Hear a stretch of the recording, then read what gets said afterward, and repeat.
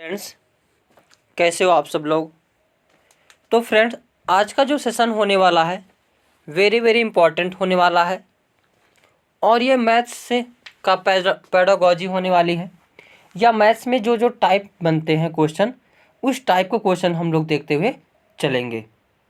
तो चलते हैं, स्टार्ट करते हैं अपने इस सेशन को, जिसमें आज के सेशन में हम मैथ को देखेंगे और इसमें मैथ के पेडागॉजी को देखेंगे और धीरे धीरे हर टाइप को देखते हुए चलेंगे कि कितने टाइप के क्वेश्चन जो है पूछे जाते हैं। पहला टाइप फर्स्ट आया है वास्तविक एवं अस्थानी मान। क्या है? वास्तविक एवं अस्थानी मान से एक क्वेश्चन जरूर देखने को मिलेंगे और इसमें जितने भी टाइप हैं सभी वेरी वेरी मोस्ट इम्पॉर्टेंट हैं और जो है इसको देखने के बाद तो अंदाज़ा लग ही जाएगा कि कितने प्रकार से या किस टाइप से क्वेश्चन पूछे जाते हैं। तो अस्थानी मान किसे कहते हैं? तो अस्थानी मान वह होता है जो जिस स्थान पर रहता है उसी का मान हो जाता है। जैसे अगर कोई व्यक्ति नेता के साथ है तो नेता खुद को बनने लगता है, शिक्षक के साथ है शिक्षक बनने लगेगा, बालक के साथ है तो बालक बनने लगेगा। यानी जिसकी प्रवृत्ति जिस स्थान पर वो चेंज हो जाता है उसी को हम लोग अस्थानी मान कहते हैं। अब जो है गणित की भाषा में देखें, किसी संख्या में से किसी अंक का स्थानी मान निकालने के लिए वही अंक लिखेंगे जिसका स्थानी मान है निकालना है, और इस अंक के बाद जितने संख्या में अंक हैं और है उतने जीरो लिख देंगे। जैसे इस संख्या में 5 का स्थानीय मान कितना होगा? तो इकाई दहाई सैकड़ा पर है तो 5 गुणे 100 बराबर हो जाएगा 500। और अगर 8 का निकालेंगे तो 1000 पर है तो 8000 हो जाएगा। 3 का 10,000 पर है तो 30,000 हो जाएगा। यानी अस्थानीय मान वह मान होता है जिस स्थान पर वह होता है उसी के अनुरूप हो जाता है मान। आगे या तो वास्तविक कहेगा या तो फेस वैल्यू कहेगा, दोनों एक ही चीज़ है। सबसे बढ़िया इसको याद करेंगे कैसे कि कोई भी अंक कहीं भी रहे, चाहे दशमलव के इधर चाहे दशमलव के उधर, कहीं भी रहे, 1000 पे रहे, 100 पे रहे, 10,000, लाख पे रहे, 10 लाख पे रहे, कहीं भी रहे, उसका हमेशा मान वही रहता है। जैसे अगर कोई भीख मांगने वाला व्यक्ति है तो वह कहीं भी जाएगा भीख ही मांगेगा, उसको चाहे जो भी दे दिया जाए वह क्या करेगा? मांगने की उसकी आदत जाएगी नहीं। तो जो आदत होती है उसको मान सकते हैं वास्तविक मान, यानी जो उसका मान है वही मान रहेगा, वो चाहे जहाँ चले जाए, चाहे नेता के यहाँ चले जाए, चाहे बालक के यहाँ चले जाए, चाहे शिक्षक के यहाँ चले जाए, हमेशा वह वही बना रहता है। जैसे अब इसी में 5 का निकालना तो 5 ही होगा चाहे जितने स्थान पर रहे, 8 का निकालना 8 ही रहेगा चाहे जितने स्थान पर रहे, 3 का 3 ही होगा चाहे जितने स्थान पर रहे। तो अस्थानीय मान और जातीय मान से एक क्वेश्चन जो है फिक्स है, तो यहाँ से 1 नंबर तो बन गया। आगे दूसरा देखते हैं लघुत्तम समापवर्त। क्या? लघुत्तम समापवर्त और महत्तम समापवर्त, यानी लासा एंड मासा। HCF यानी हाईएस्ट कॉमन फैक्टर क्या होता है? तो उस बड़ी से बड़ी संख्या को कहते हैं जो किसी दी गई संख्या से पूरे तरीके से विभाजित हो जाए। अब मैं 2 पॉइंट बताता हूँ। अगर कहीं भी प्रश्न में बड़ी से बड़ी संख्या दे और डिवाइड हो जाए तो यहाँ पे माशा निकालते हैं, और कोई संख्या जो जहाँ छोटी से छोटी लिखे और विभाजित हो जाए उसे लासा कहते हैं। जैसे यहाँ पे बोला गया है उस बड़ी से बड़ी संख्या, यानी क्या निकालना है? माशा। अब तो सीटेट का एग्ज़ाम दे रहे हो तो लासा माशा तो पता ही होगा निकालने की विधि। अब 15, 60, 15, 20 और 60 का HCF क्या होगा? अब इसमें माशा क्या होगा? ऐसी छोटी से छोटी संख्या ले लो जिससे सारी संख्या कट जाए। तो इसमें 5 से काटेंगे तो 15 भी कट जाएगा, 20 भी कट जाएगा और 60 भी कट जाएगा। तो इसका माशा क्या हो जाएगा? माशा हो जाएगा 5। और इसी का अगर लासा पूछे तो क्या होगा, तो इसमें जो बड़ी संख्या ले लो जो सभी संख्या कटे, जिससे सभी संख्या कट जाए। तो यहाँ पे अगर हम 60 ले लेंगे, 15 से भी कट जाएगा, 20 से भी कट जाएगा और 60 से भी कट जाएगा। तो इसका लासा क्या हो जाएगा, 60। एलसीएम वह छोटी से छोटी संख्या होती है जो दी गई संख्याओं को पूरे पूरे विभाजित करती है। तो इसमें क्या हो जाएगा, 60। आगे देखते हैं, सबसे छोटा सारगुणज, सबसे बड़ा सारगुणनखंड। ये भी प्रश्न यहाँ से एक एक नंबर पूछे जाते हैं, इनको भी देख लेते हैं। सबसे छोटा सारगुणज क्या होगा, तो सबसे छोटा सारगुणज का पता करने के लिए एलसीएम ज्ञात करते हैं, जबकि सबसे बड़ा सारगुणनखंड बोलेगा तो सबसे बड़ा गुणनखंड पता करने के लिए संख्याओं का मासा लेते हैं। सिंपल, ये चीज़ याद रखना है। संख्याओं का लासा लोगे तो उसका सार्वगुणज आएगा, संख्याओं का मासा लिया जाएगा तो उसका सार्वगुणनखंड आएगा। आगे गुणनखंडों की संख्या क्या निकालना है, गुणनखंडों की संख्या। यहाँ से 100% है, एक नंबर जो है बनेगा। गुणनखंडों की संख्या पता करने के लिए सबसे पहले संख्याओं का एलसीएम करते हैं। जैसे 105 लिया, इसका धनात्मक गुणनखंडों की संख्या पता करने के लिए 105 का क्या लेंगे, एलसीएम। तो टूटेगा किसमें, 5, 3 और 7 में। अब जो जितनी बार आए उसकी पावर उतनी लगा देते हैं और पावर में एक एक ऐड करके आपस में मल्टीपल कर देते हैं। वही गुणनखंडों की क्या हो जाती है, संख्या हो जाती है। वेरी इंपॉर्टेंट ये है टाइप। आंसर इसका कितना आ जाएगा, 8। अगला पॉइंट है धनात्मक गुणनखंडों का योगफल, यानी सम ऑफ द पॉजिटिव फैक्टर्स।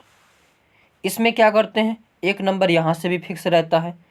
धनात्मक गुणनखंडों का योगफल पता करने के लिए सबसे पहले संख्याओं का लासा लेते हैं। जैसे 2, 10, धनात्मक गुणनखंडों का योगफल पता करने के लिए 2, 10, 110 का पहले क्या लेंगे, लासा। तो इसको जब हम अभाज्य संख्याओं में तोड़ेंगे तो क्या आ जाएगा, 2 गुणे 5 गुणे 3 गुणे 7। अब इसको जितनी बार आया है उतना घात में लिख देते हैं, वो भी 0 से स्टार्ट करेंगे और सारे को ऐड करेंगे और अलग अलग मल्टीपल कर देंगे। फिर इक्वेशन को क्या करेंगे, सॉल्व करेंगे। धनात्मक गुणनखंडों का योगफल, जैसे किसी की पावर अगर x की पावर 0 है उसका मान हमेशा 1 होता है, और किसी की पावर 1 है तो उसके मान वही होता है। तो यहाँ पे हल करेंगे, 2 1 3 और गुणे 5 1 6 गुणे 3 1 4 गुणे 7 1 8 और मल्टीपल करेंगे तो कितना आ जाएगा, 576। तो 210 का धनात्मक गुणनखंडों का योगफल कितना आ गया, 576। अब आगे देखते हैं टाइप। नेक्स्ट है संख्याओं के प्रकार। अब पहली बात तो हम लोग जान ले संख्या क्या होता है, क्या चीज़, संख्या। संख्या क्या होता है इसको देखते हैं। तो संख्या जो है क्या है, किसी वस्तु का जिससे पता चले, किसी वस्तु की जिससे पता चले वह कितनी मात्रा में है, वही क्या है, संख्या है। तो जितनी भी अंक हैं, डिजिट है, ये सभी क्या है, संख्या है। और उनको रिप्रेजेंट करने के लिए हम जिस माध्यम का प्रयोग करते हैं या जिस सिंबल का प्रयोग करते हैं उसे हम लोग अंक कहते हैं। अब अंक कितने होते हैं तो देखते हैं। 0 हो जाएगा, 1 2 3 4 5 6 7 8 9, यही 10 अंकों का प्रयोग चाहे जितनी भी बड़ी संख्या बनानी हो करते हैं। अब उसके अंदर ही कई सारी जो है संख्या आती हैं। एक होता है प्राकृतिक संख्या, क्या है, प्राकृतिक या प्राकृत संख्या। 1 2 3 4 5 6 इन्फिनाइट तक जो भी डिजिट हैं इन संख्याओं को क्या कहा जाता है तो प्राकृतिक संख्या कहा जाता है। लेकिन ध्यान रहे इसमें जीरो शामिल नहीं होता है। आगे पूर्ण संख्या क्या होती हैं तो होल नंबर। इन संख्याओं में प्राकृतिक संख्याएं और जीरो शामिल होते हैं, यानी इसमें प्राकृत संख्या होती हैं और जीरो को भी, यानी प्राकृत संख्या में अगर जीरो को भी शामिल कर लिया जाए तो वह क्या हो जाती है, पूर्ण संख्या हो जाती है। आगे देखते हैं सम संख्या। सम संख्या क्या होती हैं तो वे सभी संख्याएं जो 2 से विभाजित हो जाती हैं वे संख्याएं सम संख्याएं कहलाती हैं। जैसे 2 4 6 8 10 12 डॉट डॉट इन्फिनिट तक ये सभी संख्याएं क्या हैं तो सम संख्या है। आगे विषम संख्या। विषम संख्या क्या होती हैं तो वे सभी संख्याएं जो 2 से डिवाइड पूरी तरह नहीं होती हैं उसे विषम संख्या कहते हैं। यानी जो संख्या 2 से कटती नहीं उसे क्या कहेंगे, विषम संख्या। जैसे 3 5 7 9 11 13 15 17 डॉट डॉट इनफाइनाइट तक ये सभी संख्या क्या कहलाती हैं तो विषम संख्या कहलाती हैं। आगे उत्तरवर्ती या अनुवर्ती संख्या। उससे पहले कुछ संख्या को और जान लेते हैं। भाज्य संख्या क्या होती है, भाज्य संख्या।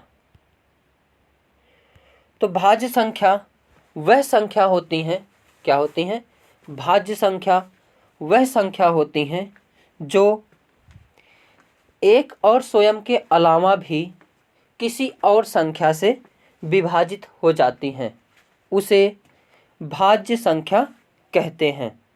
जैसे 4 6 8 9 10 12 14 ये सभी क्या है तो भाज्य संख्या हैं। एक होती है अभाज्य संख्या। क्या होती है, अभाज्य संख्या। तो वे सभी संख्याएं